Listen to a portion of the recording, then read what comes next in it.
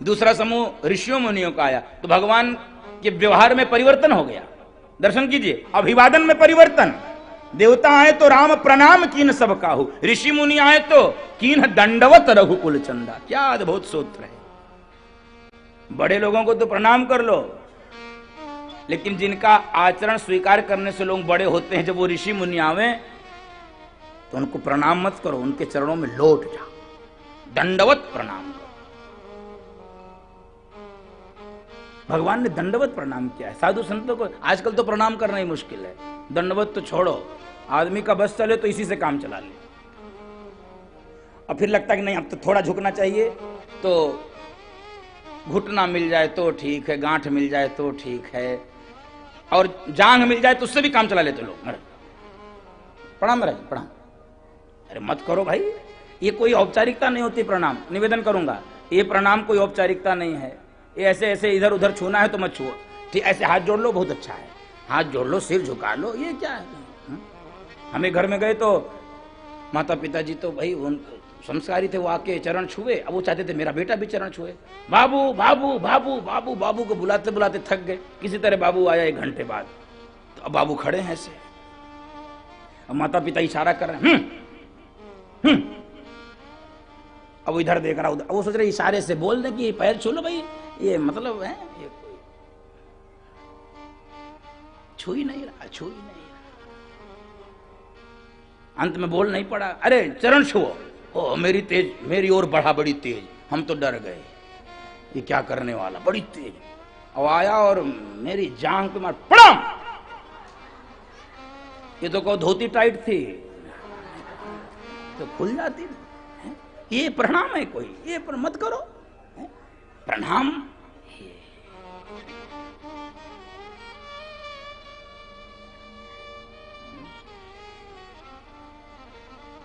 प्रणाम करने से क्लेश नष्ट हो जाता है। प्रणतक क्लेश नाशाय गोविंदाय नमो नमः। प्रणाम करने से जीवन के क्लेश नष्ट हो जाते हैं। भागवत जी का क्या सुंदर।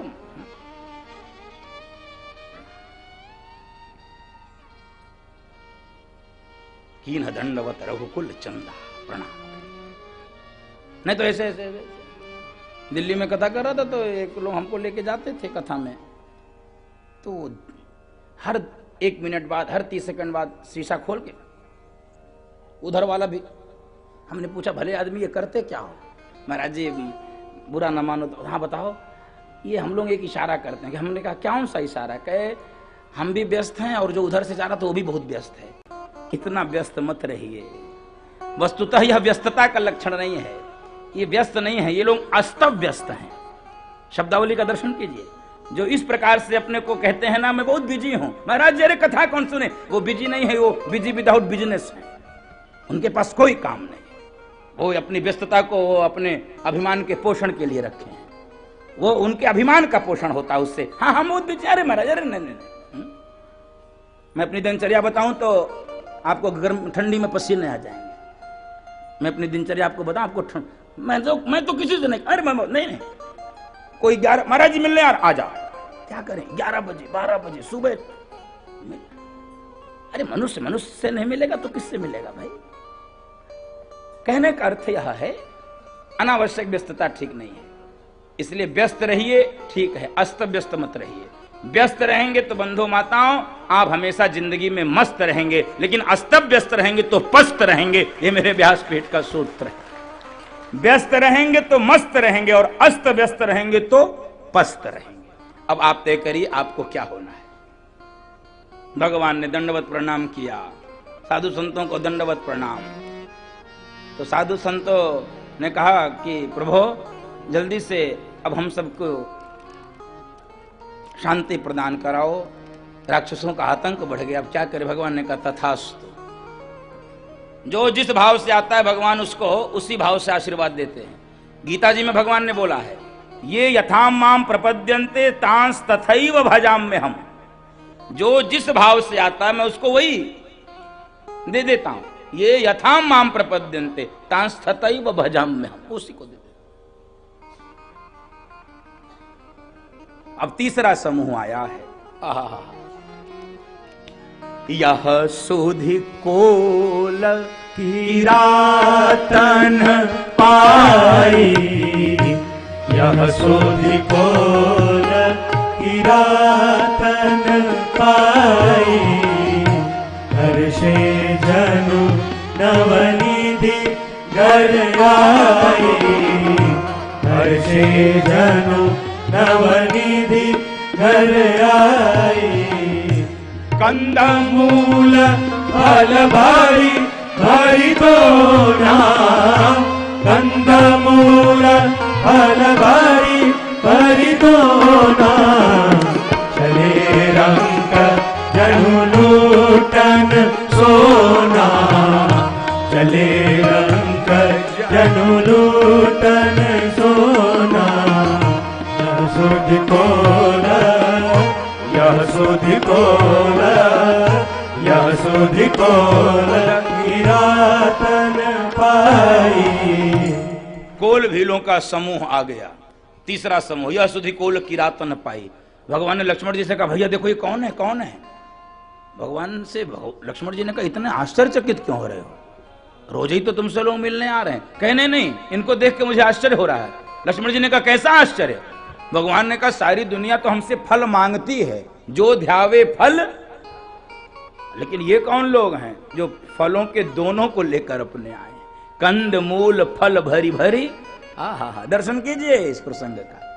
सारी दुनिया फल मांगती है, और ये कौन लोग हैं जो फल देने आए हैं? इसलिए बंधु माताओं, बड़प्पन की पहचान संसाधनों से नहीं होती है। निवेदन करूं, बड़े होने की पहचान किसी के भौतिक संसाधनों से यदि आप लगाओगे तो धोखा खा जाओगे। बहुत भौतिक समृद्ध लोगों को मैंने देखा है जिनका मन बहुत छोटा होता है, जिनका हृदय बहुत छोटा होता है, लेकिन ऐसे विपन्न लोगों को भी हमने देखा है जिनका मन सागर से भी बड़ा होता है, जिनका हृदय सागर से भी बड़ा। ऐसे विपन्न लोगों को हमने देखा। इसलिए किसी के बड़प्पन की पहचान भौतिक संसाधनों से नहीं हो सकती।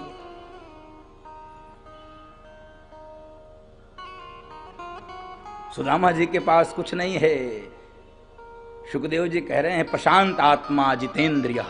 ये सुदामा जी का लक्षण है। प्रशांत आत्मा, शांत भी है, प्रसन्न भी है कुछ नहीं उनके पास। आप सोचिए, अपने मित्र से मिलने के लिए जा रहे थे, 4 मुट्ठी अनाज के, अनाज भी नहीं था सुदामा जी के घर में। सुदामा जी की पत्नी सुशीला को जाकर 4 जगह पर मांगना पड़ा। याचित्वा चतुरो मुष्टि विप्रान पृथक तंडुला, चैल खंडेन तान बद्ध्वा भरत्रे प्रादादुपायनम। भागवत जी में वर्णन आया है। कंद मूल फल। तो लक्ष्मण जी ने कहा, प्रभु आपसे, आपके प्रेम में आए, आप ही बुलाओ तो उनको ज्यादा प्रसन्नता होगी। ये सूत्र देखिए, सूत्र लीजिए, जो आपसे मिलने आया है आप उनसे मिलिए,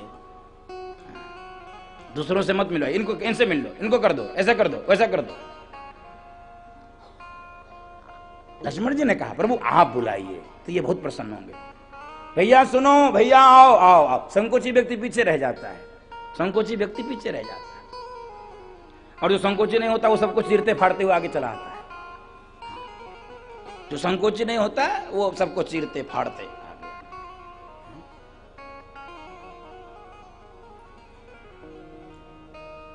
हम एक बार कथा कर रहे थे, लगभग 10-12 वर्ष हो गए, गोरखपुर में। तो एक मैया लगभग, जिसे 6 बजे कथा विराम होती है, तो 5:30 बजे आती थी। सुनो, कितने बजे? 5:30।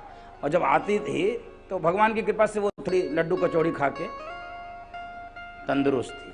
अच्छा, वो साड़ी भी पहनती थी, न जाने कौन सी होती है, फूली फूली होती है एकदम, जितने वो 2 गुने में साड़ी, ऐसे ऐसे।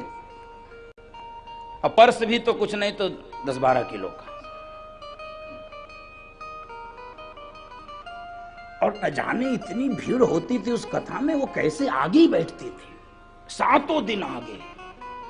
हमने कहा, इससे हम पूछेंगे जरूर मंत्र ये कि तुम आगे कैसे आते हो। हमने पूछा, मैया इतनी भीड़ रहती, तिल रखने की जगह नहीं, और तुम विलंब से आती हो, लेकिन बैठती आगे ही हो, बताओ कैसे? उसने कहा, महाराज जी, हाँ, बताओ। ऐसा है, बस हम तो बैठना शुरू करते हैं। अब या को हाथ पैर बचावे को जगह दे, बस हम तो अपना काम, हम तो बैठना शुरू कर, अपने आप लोग सरकना शुरू करते, हम बैठना शुरू करते हैं, लोग सरकना शुरू करते। अब इसलिए 8वें दिन बताया, नहीं तो बहुत लोग ये ट्रिक अपना लेते। हमने इसलिए बताया कि अब एक ही दिन का अवसर बचा है। ऐसे संकोची व्यक्ति पीछे हो। बोल भक्तवत्सल भगवान की जय। बुलाया कोल भीलों को। कोल भील बहुत प्रेमी है बंधु माताओं, बहुत प्रेमी है। क्या चाहिए तुमको? भगवान ने पूछा क्या चाहिए? क्या कुछ नहीं, मुझे तूने मालिक बहुत कुछ दिया है, मुझे तूने मालिक बहुत कुछ दिया है, तेरा शुक्रिया है, तेरा शुक्रिया है, तेरा शुक्रिया है, तेरा शुक्रिया है। मुझे तूने मालिक बहुत कुछ दिया है, मुझे तूने मालिक बहुत कुछ दिया है, तेरा शुक्रिया है, तेरा शुक्रिया है, तेरा शुक्रिया है, तेरा शुक्रिया है।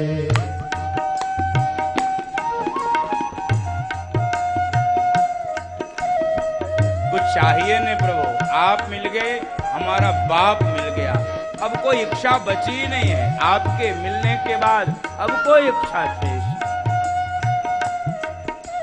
और जो कुछ भी प्राप्त है वो आपका ही दिया हुआ है, इसलिए तो धन्यवाद है।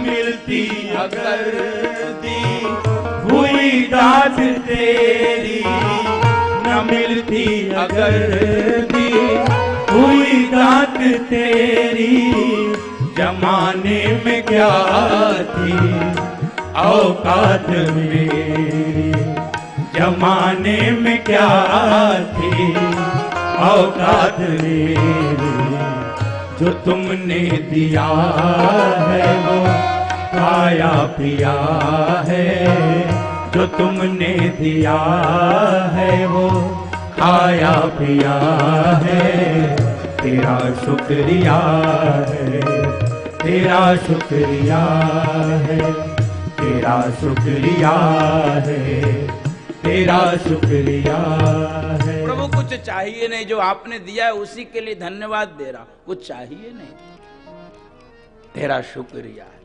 आप मिल गए। अभी एक दिन मैं प्रवचन सुन रहा था एक मोबाइल में अपने, आपने उनको सुना होगा, आर्ट ऑफ लिविंग के संस्थापक जो परम पूज्य श्री श्री रविशंकर जी, उनको मैं सुन रहा था। उनसे एक जिज्ञासु ने, एक श्रद्धालु ने प्रश्न पूछा कि गुरुजी एक प्रश्न है, पूछो भैया। प्रश्न ये है कि यदि भगवान मिल जाए कभी तो उनसे हमको क्या मांगना चाहिए? गुरुजी बड़ी तेज से हंसे, कहे वाह रे बावरे, भगवान के मिलने के बाद भी कुछ मांगना शेष रह गया क्या?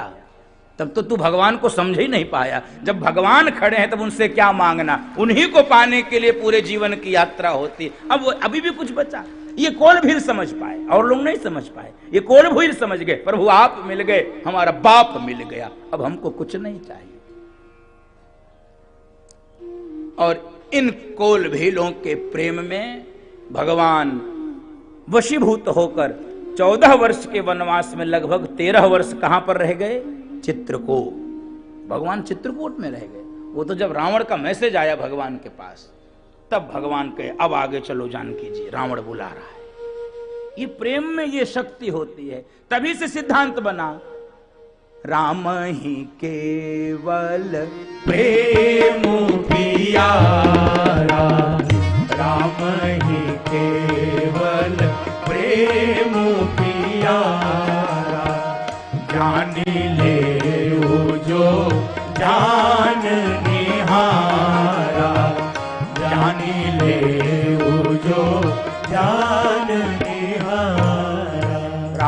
केवल प्रेम प्यारा।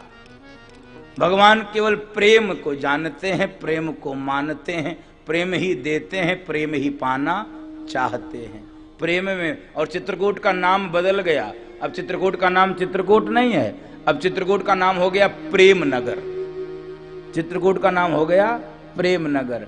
और लोग कहते हैं प्रेम नगर गए तो फंसे, इसलिए प्रेम नगर मत जाना मुसाफिर, प्रेम नगर मत जाना मुसाफिर, प्रेम नगर मत जाना मुसाफिर, प्रेम नगर मत जाना मुसाफिर।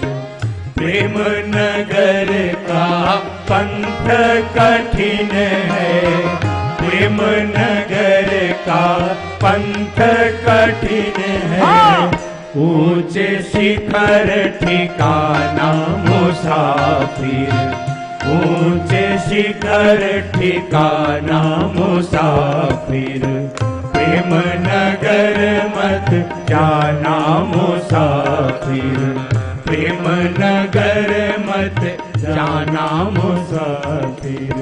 प्रेम नगर की नदियाँ गहरी, प्रेम नगर की नदियाँ गहरी, लाखों लोग डुबाना मुसाफिर, लाखों लोग डुबाना मुसाफिर, प्रेम नगर मत जाना मुसाफिर, प्रेम नगर मत जाना मुसाफिर। भगवान चित्रकूट में रहने लगे। और बंधुओं माताओं, भगवान तो नर लीला करने के लिए आए ना। एक दिन दर्शन कीजिए प्रसंग का। बहुत सारी भ्रांतियां समाज में फैलाई गई हैं, उस भ्रांति का निवारण भगवान कर रहे हैं। बहुत लोग कहते हैं साधु संत, इनको क्या राग, इनको क्या मोह, इनको क्या प्रेम, इनको क्या रोना, इनको क्या। कई बार तो हम ही से लोग कहते हैं, हम ही से लोग कहते हैं क्या आप रोते रहते हैं। हमको तुम मत रो। कई लोग तो ये हमसे पूछते, महाराज जी आप वो क्या कुछ रखते रहते क्या, कुछ जेब में लगा लेते हो ऐसे आंसू। भैया भगवान आज चित्रकूट में अकेले बैठे।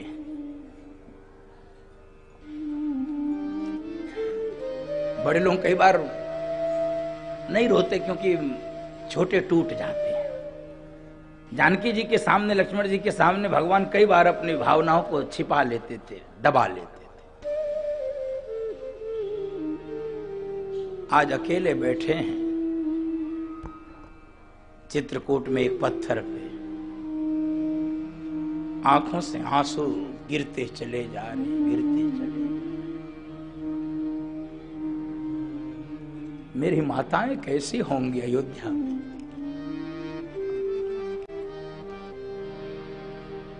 अपने पिताजी का स्मरण कर रहे हैं।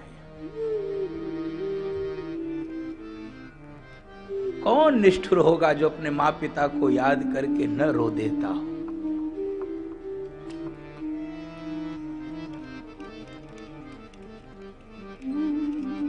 इसलिए जब तक हैं तब तक उस सुख को भोग लो, जब नहीं रहेंगे तो केवल और केवल रोना पड़ेगा, केवल रो।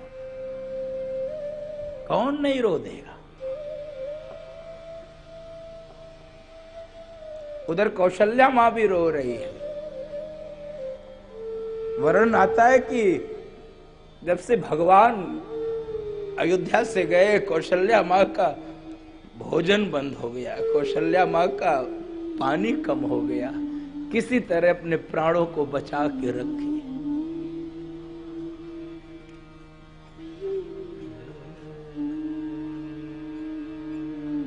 आज भगवान अपने माँ पिता को, अयोध्या के लोगों को याद करके इतना फूट फूट के रोए। गोस्वामी जी को लिखना पड़ा। जब जब राम अवध सुधिकाराही जब जब राम अवध सुधिकाराही तब तब बारी विलोचन भराई तब तब बारी विलोचन भराई सुमिरी मातु पितु परिजन भाई सुमिरी मातु पितु परिजन भाई भरत सनेहु शील सेवकाई भरत सनेहु शील सेवकाई। जब जब राम अवध सुधि करहीं तब तब बारी बिलोचन भरहीं सुमिरु मातु पितु परिजन भाई भरत स्नेह शील सेवकाई। भरत जी की याद आ जाती है, बहुत याद किया है भरत जी को भगवान ने, बहुत याद किया है। शनै शनै हम उसी चरित्र में प्रवेश कर रहे हैं, भरत जी के चरित्र। और गोस्वामी जी ने भी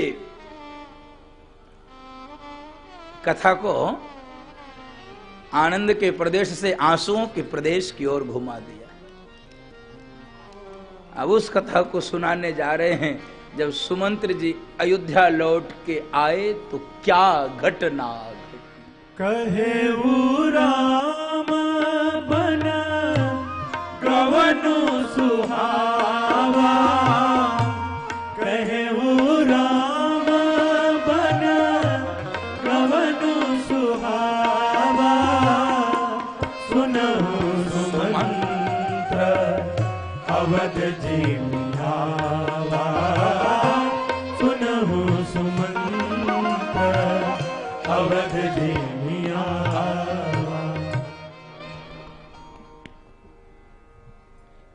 भगवान ने गोह से कहा कि अब तुम जाओ। जब चित्रकूट में कुटिया आदि भगवान की बन गई, गोह को भेज दिया। गोह लौट कर आया है। 4 दिनों के बाद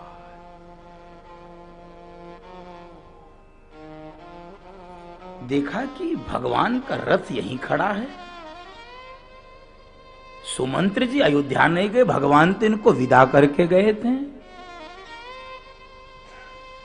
घोड़ों को देखा है तो गुह कांप गया। बंधो माताओं, घोड़ों के सामने घास का ढेर रखा है, एक तिनका भी घास खाया नहीं है घोड़ों ने। घोड़ों को निकट से जाकर देखा, घोड़ों की आंख के बगल में निशान पड़ गए, आंसुओं के बहने के निशान पड़ गए हैं। घोड़े रोते रोते रोते विह्वल हो चुके। गुह सोच रहा है कि जिसके वियोग में पशु की ये अवस्था है, उसके वियोग में उसके माता पिता कैसे रह रहे होंगे, अयोध्या के लोग कैसे रह रहे होंगे राम के वियोग में, जिसके वियोग में पशु इतना रो रहे। घोड़ों के पीठ पे हाथ फेरा है, घोड़े हिनहिना के उसी ओर जाना चाहते हैं जिस ओर भगवान चले गए। वो कहना चाहते हैं हमको राम के पास पहुंचा दो, हमको राम के पास पहुंचा दो। सुमंत, ओ भैया सुमंत। सुमंत ने आंख खोली, आप अयोध्या नहीं गए? गोह, क्या मुंह लेकर अयोध्या जाऊंगा, क्या मुंह लेकर अयोध्या। उन्होंने कहा कि अयोध्या का तो वैसे भी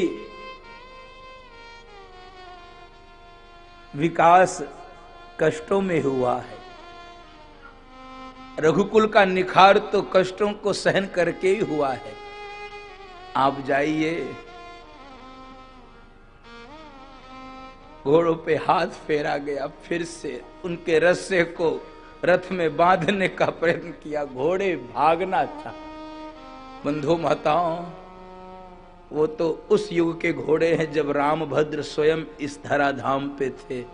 हमने एक कथा सुनी है, इस कलयुग में भी एक घोड़ी थी जो राम के वियोग में, ओहो क्या प्रेम पशु करते हैं उस राम से, क्यों न मनुष्य करें, और ना करें तो उनसे कोई बड़ा अभागा नहीं होगा। बंधु माता, गोस्वामी जी ने कई बार इन भाव को लेकर चौपाइयां लिखी है। जो ऐसे राम को छोड़कर, ऐसे भगवान को छोड़कर संसार को भजता है, संसार को चाहता है, उससे बड़ा कोई अभागा नहीं।